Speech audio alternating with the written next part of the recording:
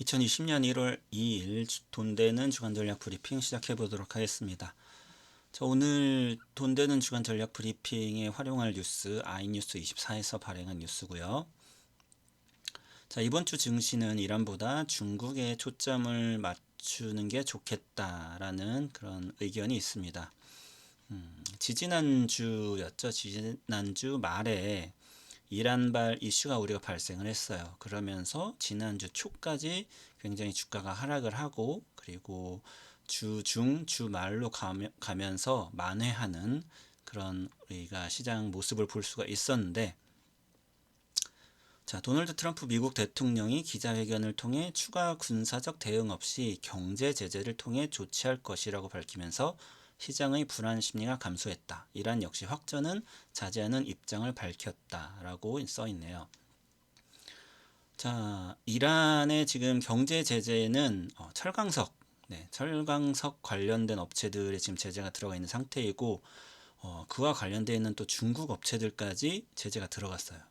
이란과 중국, 러시아 이런 식으로 이제 연결이 되어 있는데, 이쪽을 좀 묶는 그런 경제 제재가 좀 들어가 있는 편이고, 또 그리고 이제 고위 관료들에 대해서도 좀 제재가 들어가 있다라는 뉴스가 나와 있는 상태입니다.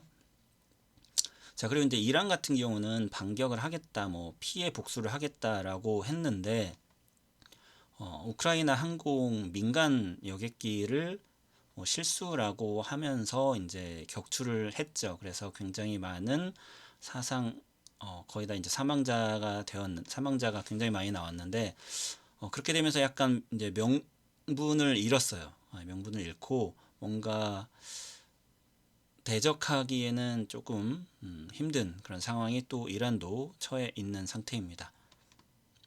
그래서 이제 지난주 주가를 좀 보면, 시장을 좀 볼까요? 선물로 좀 보겠습니다. 선물로 보면 이건 일봉이고, 분봉이 60분봉. 그러면 60분봉이면 하루에 7개가 나올 수가 있겠죠. 그러면 10일치 2주를 보면은 70개를 보게 되면은 아마 2주치 시장을 볼 수가 있겠습니다. 그래서 이게 월요일이 되겠죠. 월, 화, 수, 목, 금. 이것도 좀 알고 계셔야지 되겠고, 그래서 요날 이제 피하게 된 거죠. 그래서 이 장대 음봉이 발생을 한 게 앞서서 말씀드린 그 이란 이슈가 발생을 한 날이고, 떨어지고 오르고 내리면서 이제 이날이 이제 월요일이 되겠죠. 그래서 이 급격히 떨어지는 걸 보면은 295포인트 근처에서 290포인트를 깼어요. 한 방에 깼어요. 한 방에. 이때 엄청난 변동성이 발생을 했고, 그러면서 또 이제 아까 보셨듯이 더 이상 군사적으로 뭔가 해결하지는 않겠다라는 그런 트럼프 발언이 있으면서 다시 또 주가는 급등을 합니다. 그러면서 다시 293 부분까지 왔고요. 그리고 또 내려오고 다시 또 올라오고, 이 엄청난 이제 롤러코스터를 타는 그런 지난주 변동성 장을 우리는 좀 볼 수가 있었습니다. 이거는 자동 패턴인데요. 이거는 이제 뭐 W형 패턴이 나오면은 이제 추가적으로 이제 상승을 한다라는 거고, 우리가 이제 뭐 사케다 3법, 5법에서는 3,000이 될 수가 있겠죠. 이런 패턴도 좀 알아두시면 좋을 것 같습니다. 그래서 이제 이번 주는 15일이 이제 이번 주 중에 있는 이벤트죠. 그래서 15일 미국과 중국은 무역 협상 1차 합의 서명을 한다. 외신에 따르면 류허 중국 부총리 등은 미중 무역 협상 서명을 위해 오는 13일 워싱턴을 방문한다. 이제 내일 워싱턴으로 류허가 날아가게 됩니다. 그러면서 이제 중국 국무원에 따르면 이번 합의문에는 지적재산권, 기술이전, 식품 및 농산품, 금융서비스, 환율 투명성, 무역 확대, 쌍방의 합의 이행 평가 및 분쟁 해결 마무리 등 9개 사항이 포함될 예정이다. 이에 따른 상승 모멘텀은 미국보다 중국 등 신흥 국가가 더 높다는 분석이다.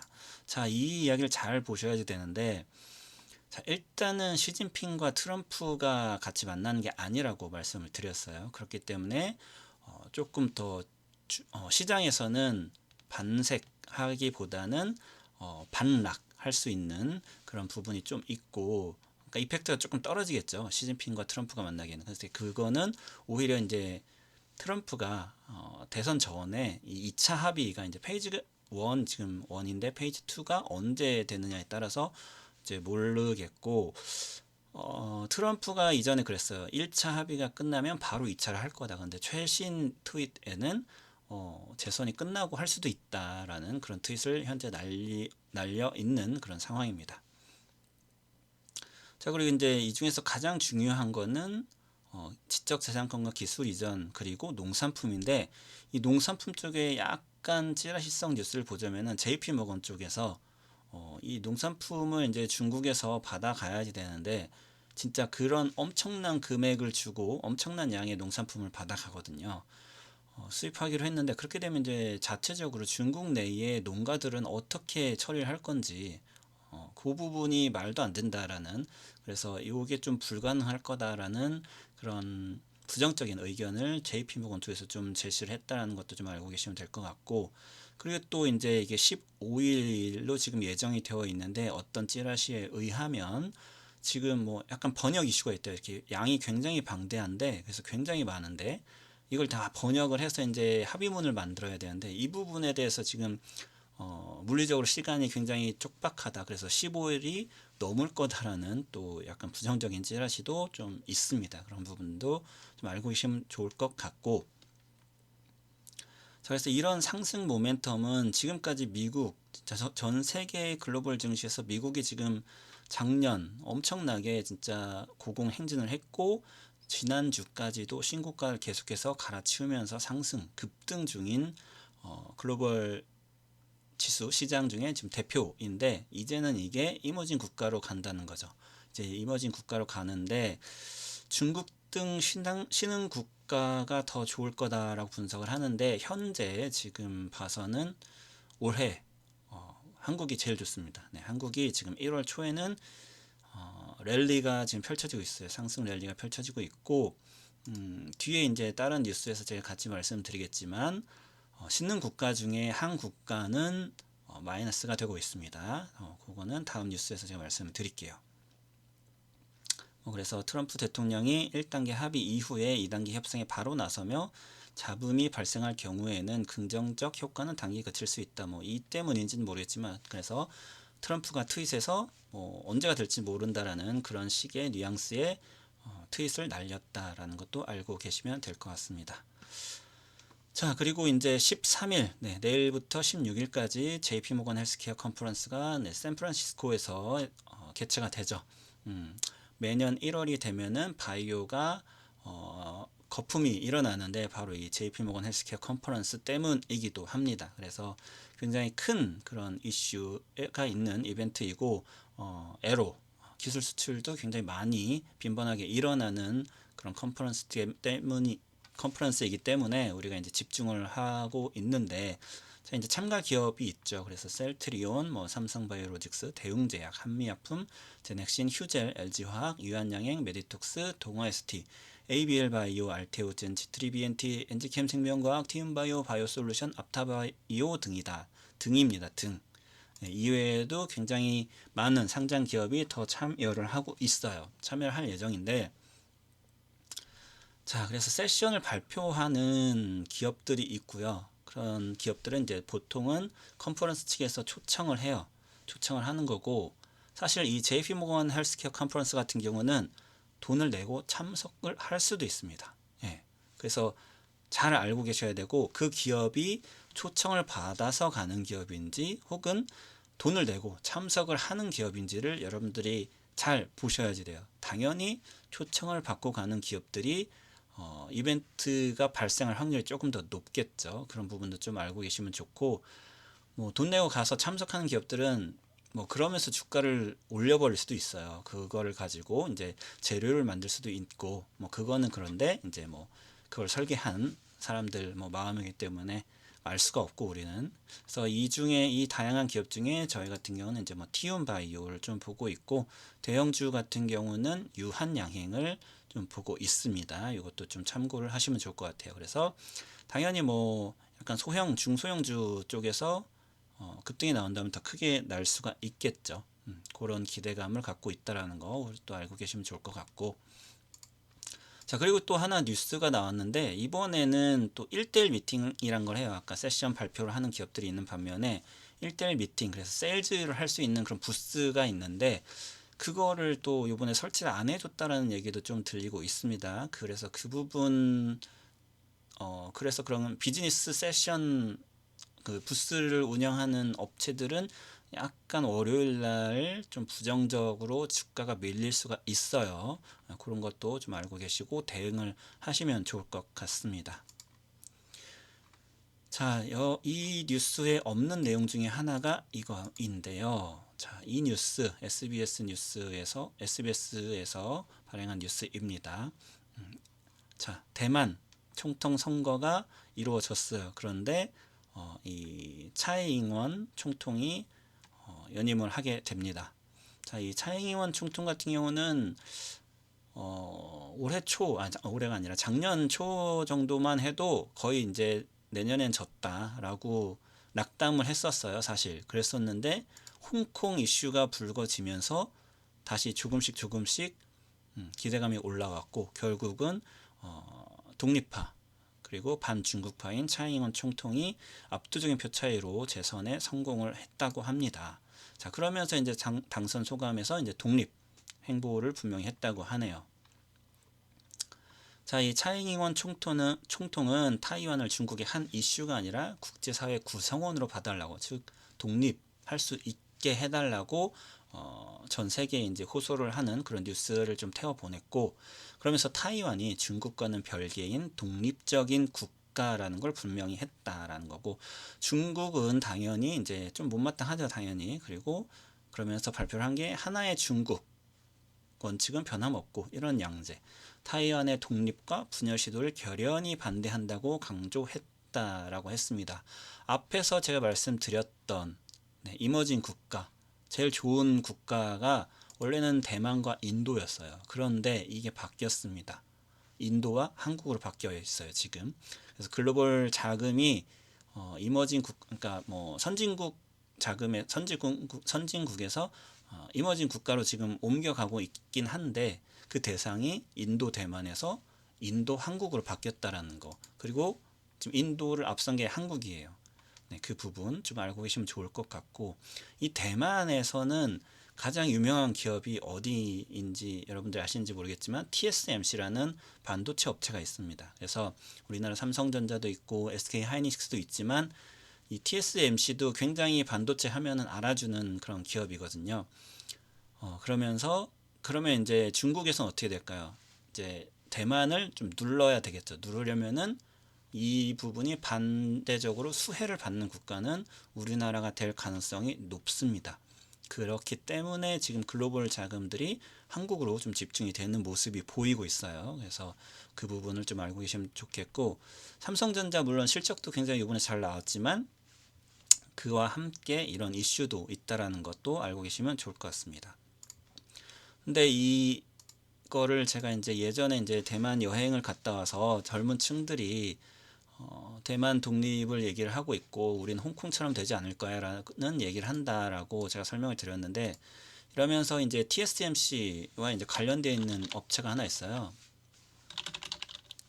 AD 테크놀로지라는 반도체 디자인 하우싱 하는 그런 업체가 있는데, 이 업체 같은 경우 지금 위 이슈로 이때부터 지금 거의 주식이 100% 급등하는 모습을 볼 수가 있습니다. 자, 이 종목 같은 경우는 TSMC와 계약을 맺고 있었어요. 그런데 TSMC와 계약을 해지를 합니다. 해지를 하고 그 악재가 공시로 나오고, 그런데 주가가 빠지지 않았어요. 사실 빠지지 않고 오히려 오릅니다. 그때부터 악재가 나오면서 주가가 오히려 반등을 하기 시작하고 엄청난 가파른 각도로 상승을 해요. 자, 그러면서 이 회사가 계약을 맺은 것이 삼성전자입니다.